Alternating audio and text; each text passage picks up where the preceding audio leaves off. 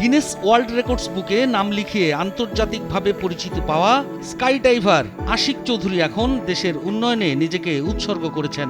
দক্ষতা, আত্মবিশ্বাস এবং তথ্য নির্ভর উপস্থাপনার মাধ্যমে ইতিমধ্যে তিনি জনসাধারণের দৃষ্টি কেড়েছেন। কে এই আশিক চৌধুরী, যাকে নিয়ে এত আলোচনা? অজানাকে জানা আর অসম্ভবকে সম্ভব করার তীব্র বাসনা থাকে মানুষের মধ্যে, তবে সেই বাসনাটা কারো মধ্যে একটু বেশিই প্রবল। যার একটি বড় দৃষ্টান্ত বাংলাদেশের আশিক চৌধুরী। পাখির মতো আকাশে উড়ে মেঘের ভাঁজে ঘুরে বেরিয়ে অনেক আগেই পরিচিতি পান পাইলট পরিবারের সন্তান আশিক। পেশায় ব্যাংকার হলেও রপ্ত করেন বিমান চালানো। অন্তত অর্ধশতবার ঝাঁপ দেন 1000 ফুট উচ্চতার বিমান থেকে। অর্জন করেছেন স্কাই ড্রাইভারের সার্টিফিকেটও। এর মধ্যে প্রায় 42,000 ফুট উঁচুতে উড়ে যাওয়া বিমান থেকে শূন্যে লাফ দিয়ে গিনেস বুক অব ওয়ার্ল্ড রেকর্ডসে ঠাঁই করে নিয়েছেন নিজেকে।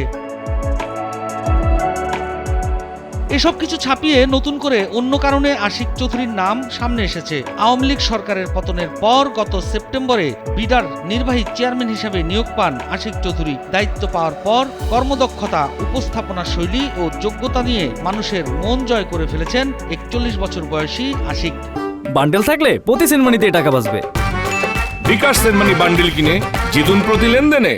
সম্প্রতি বিনিয়োগ সম্মেলনের উদ্বোধনী অনুষ্ঠানে তথ্যবহুল ও সাবলীল ভাষায় প্রেজেন্টেশন দিয়ে দেশের সম্ভাবনাময়ী খাতগুলো তুলে ধরেন তিনি। তার বক্তব্যের ভিডিও সামাজিক মাধ্যমে ছড়িয়ে পড়লে মুহূর্তে তা ভাইরাল হয়। বিলাসবহুল জীবন ছেড়ে দেশের প্রয়োজনে নিজেকে নানাভাবে উপস্থাপন করা আশিকের প্রশংসায় পঞ্চমুখ নেটিজেনরা।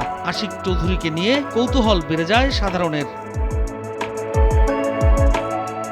আশিক চৌধুরীর বাড়ি চাঁদপুরে, তার বাবার চাকরির কারণে বেড়ে ওঠা যশোরে। তিনি সিলেট ক্যাডেট কলেজ থেকে এসএসসি ও এইচএসসি সম্পন্ন করে ভর্তি হন ঢাকা বিশ্ববিদ্যালয়ের ব্যবসায় প্রশাসন ইনস্টিটিউট আইবিএতে।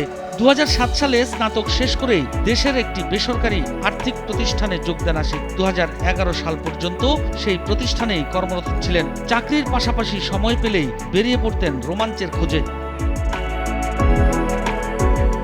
পরবর্তীতে তিনি উচ্চশিক্ষার জন্য যুক্তরাজ্যে পাড়ি জমান এবং সেখান থেকেই আন্তর্জাতিক ক্যারিয়ারে নতুন অধ্যায় শুরু করেন। সবশেষ তিনি সিঙ্গাপুরের এইচএসবিসি ব্যাংকের রিয়েল এস্টেট ফাইন্যান্স বিভাগের সহযোগী পরিচালক হিসাবে কর্মরত ছিলেন। বলা যায় বিলাসবহুল জীবন ছিল সিঙ্গাপুরে, কিন্তু একটি হোয়াটসঅ্যাপ কলে শুরু হয় তার নতুন যাত্রা। প্রধান উপদেষ্টা ডক্টর মোহাম্মদ ইউনূস আশিককে ফোন করে বলেন, আশিক, দেশের মানুষের সেবা করার সুযোগ এসেছে, আসবে নাকি?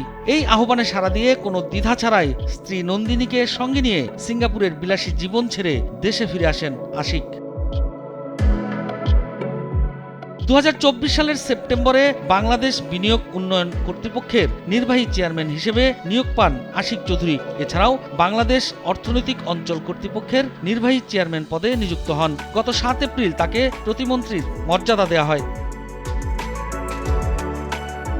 আশিক চৌধুরী এখন গোটা বাংলাদেশের চিফ মার্কেটিং অফিসার। তার অভিজ্ঞতা, আন্তর্জাতিক সংযোগ এবং দেশপ্রেম আজ তাকে দেশের বিনিয়োগ বান্ধব পরিবেশ গড়ে তুলতে অন্যতম চালিকা শক্তিতে পরিণত করেছে। এরই মাঝে তিনি বাংলাদেশে মিলিয়ন মিলিয়ন ডলারের বিদেশি বিনিয়োগ নিশ্চিত করে নিজের যোগ্যতা প্রমাণ দিয়েছেন। পাইপলাইনে রয়েছে বিলিয়ন বিলিয়ন ডলারের আরও বিনিয়োগের হাতছানি। দেশের ভবিষ্যৎ বিনির্মাণে যেসব মেধাবী তরুণরা ভূমিকা রাখতে চান, তাদের জন্য অনুপ্রেরণার আরেক নাম এখন আশিক চৌধুরী।